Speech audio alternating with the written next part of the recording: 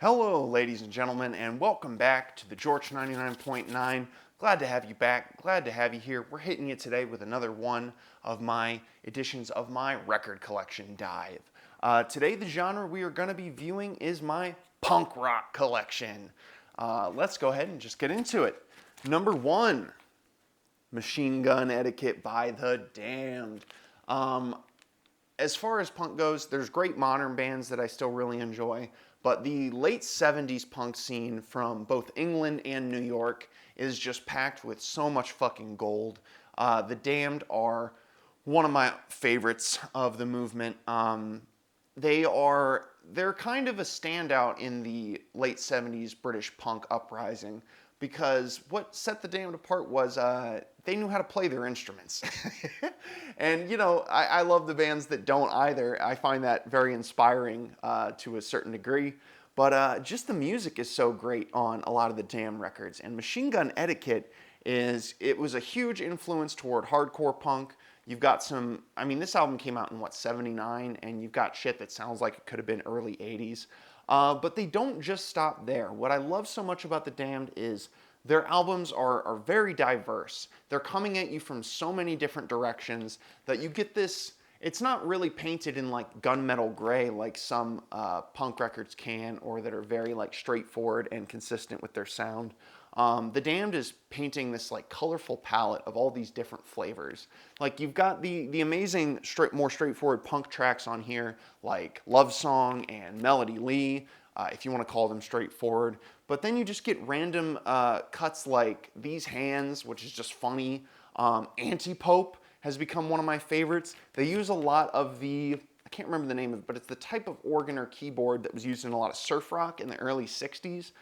Gives it a really unique flavor. Anti-Pope starts as a punk song, then goes into like this spaced out sort of instrumental jam section, and then it punches you in the face coming back with the introductory riff, and Dave Vanian just owning the vocals on this. But really the peak of this album is when the band begins to dive into their more gothic tones. If you know that the Damned were one of the earliest progenitors of goth rock. The Damned and Susie and the Banshees are basically like the forefathers and foremothers of gothic rock. And the standout on this record is Plan 9, Channel 7, which is a song about a fictional love story between Elvira and Ed Wood. And if that doesn't sell you, I don't know what does, but it really hits on the gothic tones a lot. And they would go on to expand on that big time, because when your lead singer is Dave Vanian, a gorgeous, beautiful example of a human being who just dressed like a vampire, and dressed not even just for shows, just every day he enjoyed presenting himself as like a vampire. And it's awesome. It's awesome. Punk is so inspiring, and it's so much fun because you had these unique figures who were just all about rock and roll, but they were all about being themselves, expressing themselves, doing what they wanted to do. And that's why the early punk scene is so fantastic to me, because you have all these bands approaching the genre in a unique way. Everybody had a different approach and a different idea of what the sound should be like. And, your Damns are so different from your Clashes, so different from your Ramones. And I just love the individuality that is a huge streak through a lot of punk music is something I adore, and something I really... it sounds corny, but I truly find it very inspiring. And guys like Dave Vanian, who just were so adamant and aggressive about being themselves and being who they wanted to be, I think is beautiful, and I think is really inspiring. Anyways, moving on from there, got a little bit of a tirade there, but the next Damned album to come right after, the Black Album. You can put a gun to my head and say, pick your favorite Damned record, and it would be between Machine Gun Etiquette and the Black Album. And you'd have to pull the trigger, because I really couldn't choose. It changes depending on which album I'm listening to, because this album is even more sprawling and reaching out into different corners and different inspirations. Track to track, you get punk songs, and then you get more rock-oriented stuff. Then you get more gothic-oriented stuff. culminating at the end of this record with Curtain Call, which they were initially just going to make this a one-disc affair, but it became a double album because the band just pulled together different ideas. They started with a regular, regular sized length track, and they just kept adding to it and expanding on it. And then you end up with the 16-minute epic on here, Curtain Call, which for punk being such an anti-progressive rock band, it's awesome to hear these bands embracing more progressive ideals. And I think The Damned was one of the best to really do that. Curtain Call, at some point in the midsection, just turns into like an experimental electronic piece. It's only partly even a rock song, but that line of "the lizard sheds its skin" is so iconic. I love that song. And another huge, when this album gets goth, it is, I think, at its peak with the tracks like you've got "Wait for the Blackout," you've got "13th Floor Vendetta," which is just like, it's probably the darkest song on the album. It almost has no structure to it at all, but it's fucking awesome.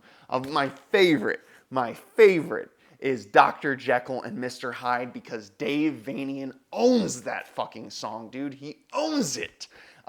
Give that song a listen. If you only touch one thing from this record, Dr. Jekyll and Mr. Hyde, he owns that fucking song. He is such an incredible frontman.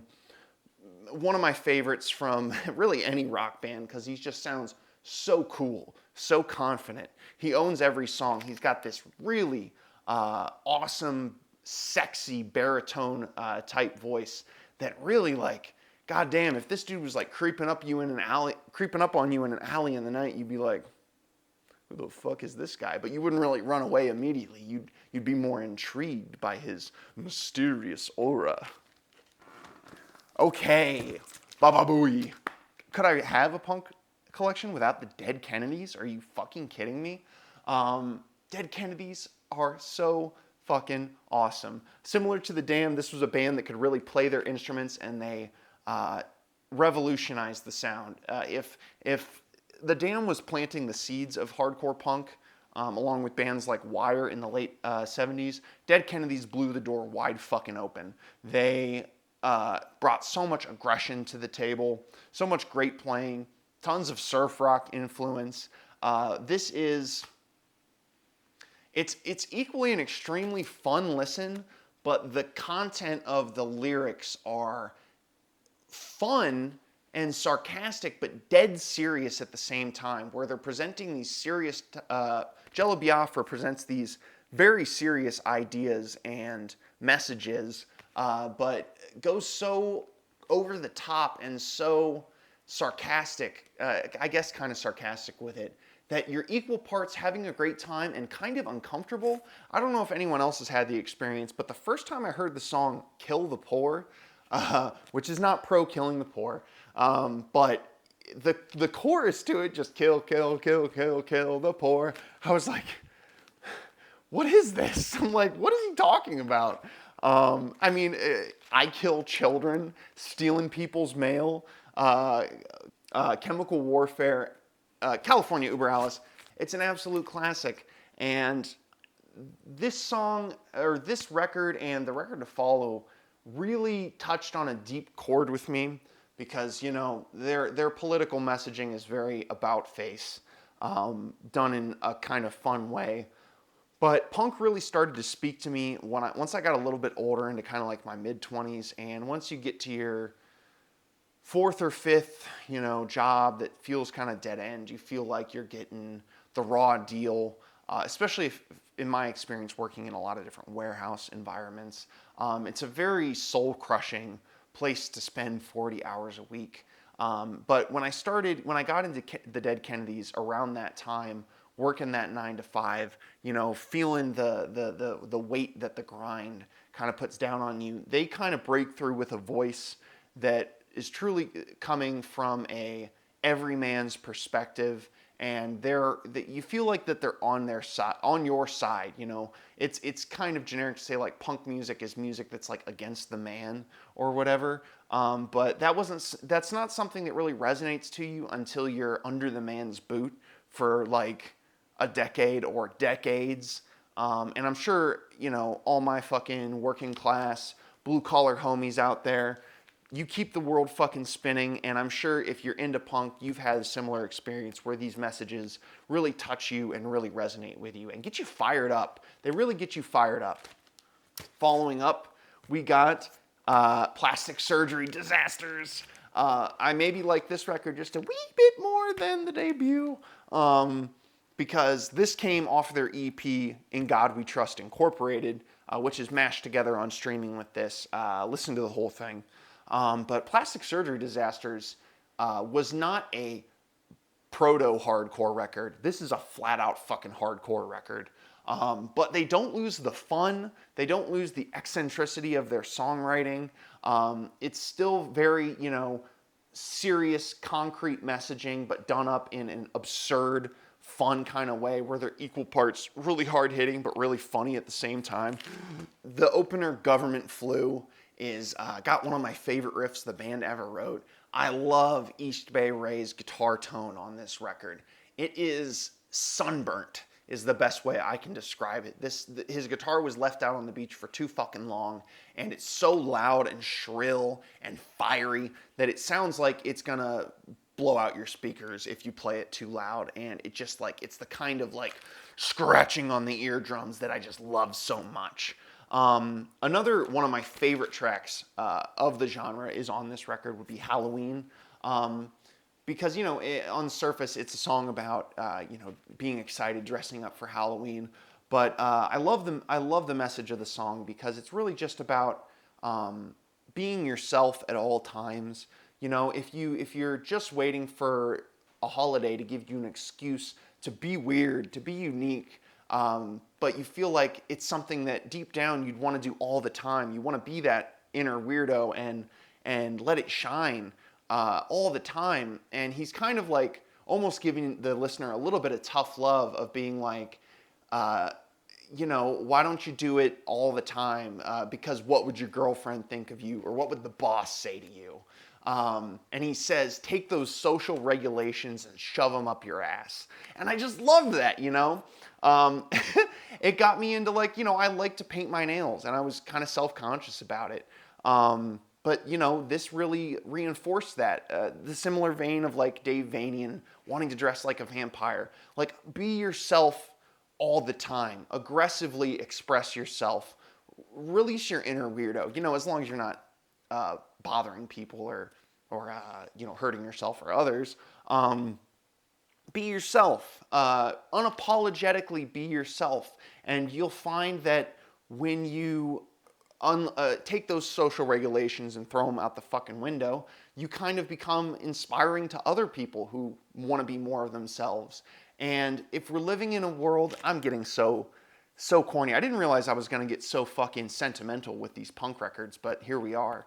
I feel like if we're living in a world where people are more willing to express themselves, more willing to be unique, you know, a little bit less conformist, but, you know, just expressing yourself in everyday life, I think the world would be a better place. And I just love that. Be yourself at all costs. Be your inner weirdo. Let that release. Whether you want to dress like a vampire or paint your nails or, you know, wear your Halloween costume all year round out in public into the grocery store. Do it. Do it because it makes you happy. It makes you feel like yourself. I just love it. And I love Dead Kennedys for that. They have really helped me. A lot of punk bands really help just embrace yourself, love yourself, and accept yourself. And for music that's so aggressive and fast-paced and in your face, you wouldn't think those messages would be laden in the music, but they really are. If anyone else feels like that, if you've had similar experiences with these kinds of bands or other kinds of bands that make you feel that kind of way, let me know. Give me some recommendations. I'd love to hear the kind of connections that y'all have built with punk. That's just kind of a through line of what I've gotten from it and how these records make me feel. Then we got, this was a record store day pickup that I got. It's the Gun Club, Sex, Murder, Drugs, and Bad Vibes, live at the Starwood 1981. I love the debut Gun Club record. It is a psychobilly freakout of a record. It is bluesy, it's gnarly, it's nasty. The band were a bunch of speed freaks who were fucking methed out at all times, and it totally shows on the record, and it totally shows in the live performance on this nice little piece here. It's got a lot of great tracks from that debut album. Unfortunately, my favorite one is, I believe it's called For the Love of Ivy, which is a song about Poison Ivy from the Cramps. And it's just so unhinged. It's such a fun, like, you just want to like start a mosh pit in a field of hay to this shit. I don't know why, but that's just how it makes me feel. Love Gun Club. Okay, we're jumping forward. We're jumping way forward here. Back to a 2021 classic, Squid's debut album, Bright Green Field. Squid are equal parts like post-punk, dance punk, and like experimental rock. This album was pretty mind-blowing to me when I heard it back when it first released. This got heavy rotation in the record store that I was playing at. I believe I burnt a copy just so we could play it.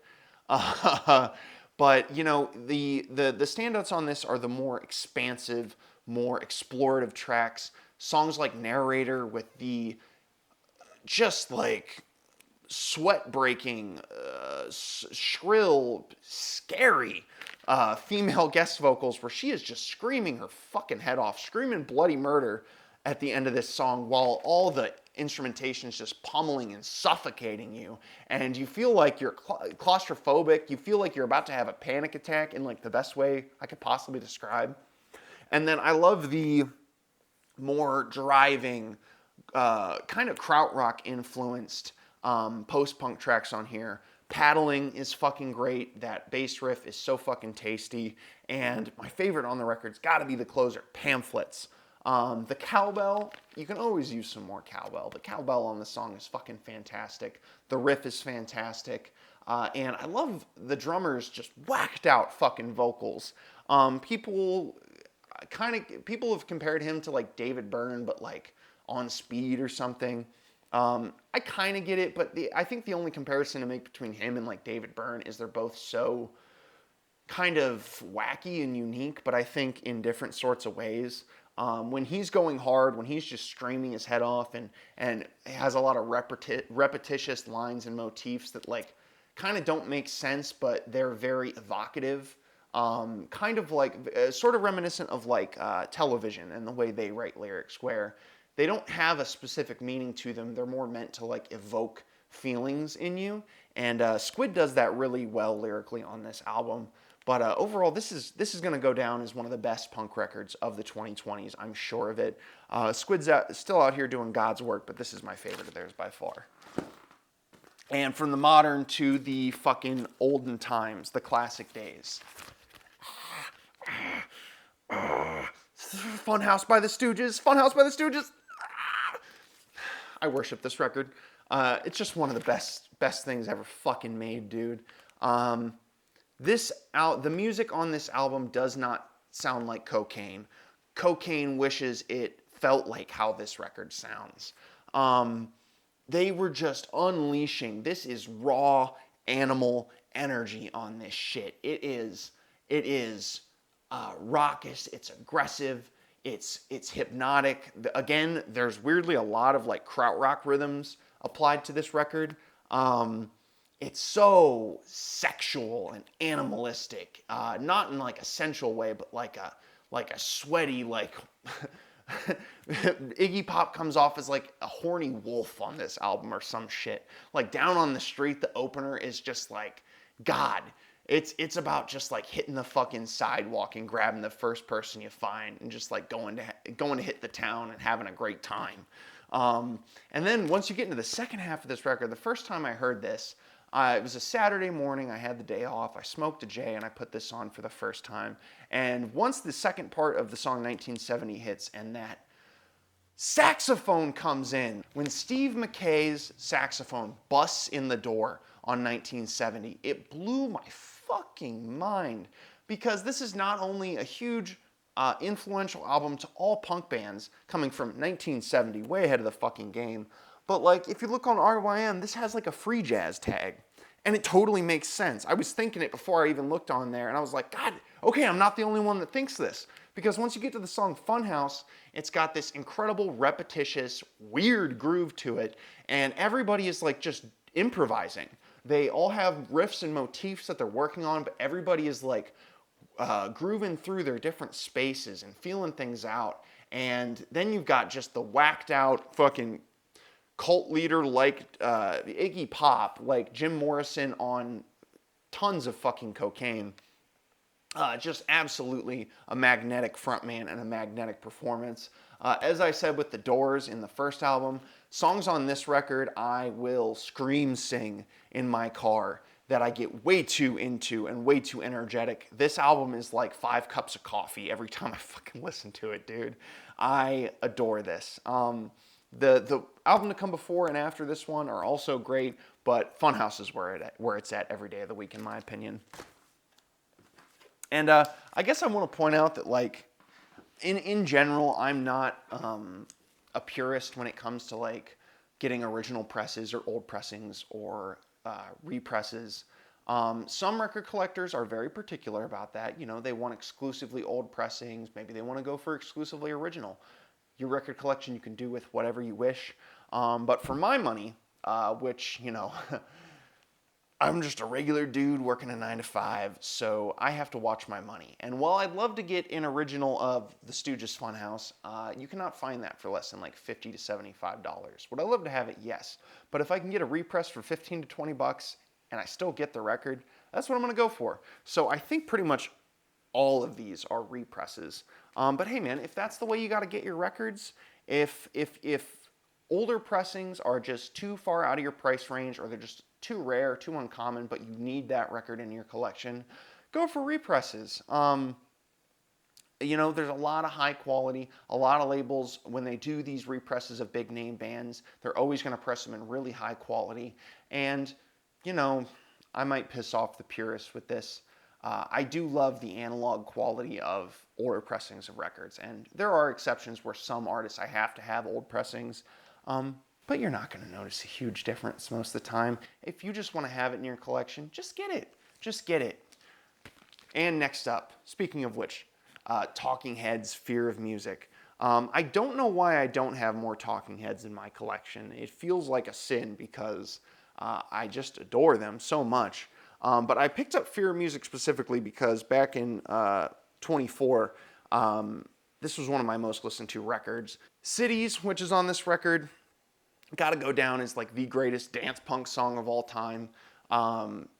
They were definitely revolutionaries when it comes to like dance punk. And if that sounds like, what the fuck is dance punk? You can find great playlists on streaming that compile all kinds of shit, old and new, that touch on that vibe. And Talking Heads are just so unique.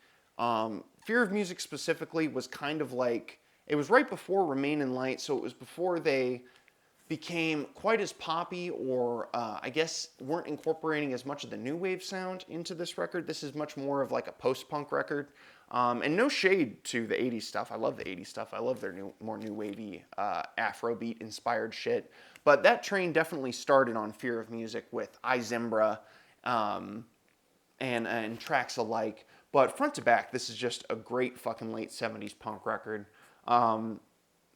They were a part of that classic New York CBGB scene, and will go down as one of my favorites. And you know, this is just a great record.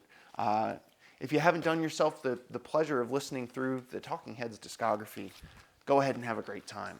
All right, next up, come on now.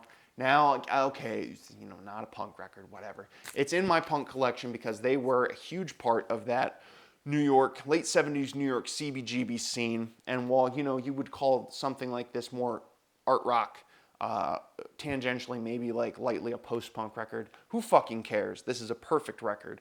This is a masterpiece. This is the greatest record ever made by 4 guys that look like they should be Reddit moderators. This looked like it was made by 4 guys in their basement in the year like 2014, and like they only released the digital on 4chan. Okay, I'm done roasting the way that they look, but it's a hilarious cover in my opinion. But goddamn, the music on here is so fantastic. You can tell that this band had a lot of time playing live and rehearsing by the time they went in to record their first record, because they are so, so tight. The rhythm section on this record is just fantastic. The drums and bass are so fucking locked in with one another that it almost sounds it had to be done in a digital audio workstation. Like, those tracks had to be locked together digitally with like very precise second by second measurements. But no, they did it all live. They did it all themselves. The guitar work is just incredible. All the guitar melodies and the riffs are fantastic. Our boy Tom Verlaine on lead guitar and vocals. Many punk artists, you know, they have those very unique, kind of whacked out, weirdo voices, and Tom Verlaine is no exception. He's got a great presence as a front man. You know, I think he and Patti Smith were together at the time. So, you know, it was just a groovy circle of groovy folks making great fucking music. My standout on this record has got to be the 10-minute title track, Marquee Moon. Again, for a genre that was pushing so hard against more progressive sounds of rock, they tended to kind of do that a lot. You kind of notice that, like, throughout the canon of music history, those sorts of cultural shifts in the music canon, like, for example, the way punk was an answer to prog, and the way that 90s grunge was the answer to 80s hair. You find that it's not so black and white, that secretly a lot of these, a lot of the bands that were a part of that movement pushing against the status quo also still liked a lot of the music and a lot of the qualities of this. You know, classically, Johnny Rotten had his Fuck Pink Floyd shirt, which, first off, is like the coldest take in the world, my guy. It's like saying fuck the Beatles or something. It's like, okay, you're a little contrarian, but, you know, you get the vibe. But at the same time, he was a huge fan of Vandergraaf Generator, which, if you know who that is a way nerdier and way more uncool band to like than Pink Floyd. So if he really wanted to make a statement, he should have said fuck Vandergraaf Generator, and people would have said, who the fuck is Vandergraaf Generator, you weirdo? But with the 10-minute title, I digress. The 10-minute title track on here is incredible. The guitar solo is just amazing. Tom Verlaine had a great sense of melody in his guitar soloing. There's no wankery, there's no shredding, there's no excess or fat to be found within his guitar playing. And they did it in one take, dog! They did Marquee Moon, the 10-minute title track, in one take. Granted, I said they were rehearsing a lot before they got into the studio, but they wasted no time, and they put the perfection on the wax in one go. Listen to the song. Listen to the song. Please, it's amazing. It's a touchstone. It's mind-blowing. All right, and we get to another one of my favorites. The only late 70s band that could contend, could maybe get in an equal arm wrestling match with The Damned is Wire. Ooh, Wire. Pink Flag we got here, folks. This is mind-blowing for an album that came out in '77, when the wave was crashing in England, and, you know, the Sex Pistols were firing off and the whole scene was exploding. You had these art school weirdos who formed a band called Wire and made this record of, it's like 35 minutes, 22 tracks. You barely get a song that breaks the 3-minute mark on here. But it's so eccentric and fun to listen to. They are also painting a palette of so many different colors. They're making a meal of so many different flavors on this record that, while you may not, you may not be able to separate track by track the first time you hear this, but it's really to be appreciated. Like, as a whole, they are pushing into post-punk territory on this. They're pushing into, you know, the classic 4-chord style punk songs, but they're also breaching into like hardcore on here. In 1977, this album can be appreciated for how important it was to the formation of different subgenres of punk at the time, but it's also just amazing to appreciate as an incredible record on its own that is equal parts impressive. And, you know, if you want to get intellectual about it, it's got that substance in there. But if you just want to put a record on to have a great time, Wire's Pink Flag is one of the hardest to beat. I adore this record. I can put this on any time. It's so catchy. The hooks are fantastic. The guitar is fantastic. The drums are awesome. The production on this sounds years ahead of its time. They were not going for the raw rock and roll sound of a lot of the punk bands at the time. It was a lot more like professional sounding as far as the production goes. But that doesn't mean they're shying away from getting nasty at times. Because on songs like the title track, the best way I can describe the guitar tone is like sludgy. It's like bordering on like a kind of stoner rock tone with the guitar. It gets heavy. It gets nasty at times. It's just incredible. I don't know. If you're watching this video about punk, I'm sure you've heard this record, but for whatever reason you haven't, it's amazing. It's certainly worth your time. And then to follow that up, the last one I got here is the follow-up, Wire's album Chairs Missing. A lot of what I said about Pink Flag also applies to this record, but this is a much, while it's still eccentric and emotionally, feeling-wise, it's still all over the place, but when they go dark, when they go more, maybe gothic, but just when they go dark on this record, it gets really dark. Like, the opener on here, Practice Makes Perfect, is so different from anything on Pink Flag. It gets way more post-punky on this, and it's very like, they get much more aggressive on this record. It gets a lot more serious at times. It's a bit more downtrodden. Overall, it's a little less fun than Pink Flag, but it's still a standout in the late 70s as far as rock goes. If, you know, the trends of rock that were really excellent and up and coming in the early part of the decade, you know, like the hard rock, the blues rock, and the prog rock that dominated the early and mid 70s, I think the greatest vestige of rock still being strong and alive and growing and changing in the later part of the 70s is the punk movement. And Wire is one of my favorite examples of that movement because they drive home that point of, at the beginning of a genre, everybody is going at it with completely different ideas and philosophies of what the sound should be. And Wire, to this day, set a sound that was just so unique and so to themselves that they still are outstanding and they still are entirely unique. 45 years later, 46 years later. And also, gotta appreciate the album covers, this and Pink Flag. There's a minimalism to them. I just love, I don't know, there's something very ominous about this record. It's like you kind of don't know what you're looking at. It's maybe a table and a single purple flower in the center. It's all kind of desaturated. I was introduced to Wire when I was working at the record store. And we got someone who traded in the first 3 Wire CDs on CD. And I never heard the band, but I was just completely hypnotized by the album covers. And I asked my boss, I was like, who is this band? And he wasn't a big punk fan. He's like, oh, that's Wire. They're pretty cool. And I was like, I gotta hear what the hell this is. And the rest is history. The follow-up to this 153 is also another probably equally as good record that I just don't have yet. But I also love 153. So that's gonna do it. Not one of my biggest, but still growing genre sections that I have. Yeah, I love punk rock.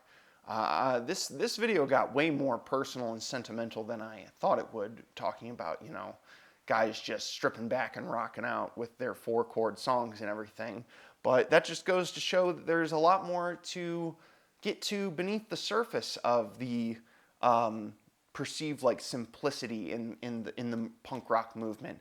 That there's still a lot to dig into and there's a lot to appreciate. And let me know, did any of these records really impact you at a certain point in your life?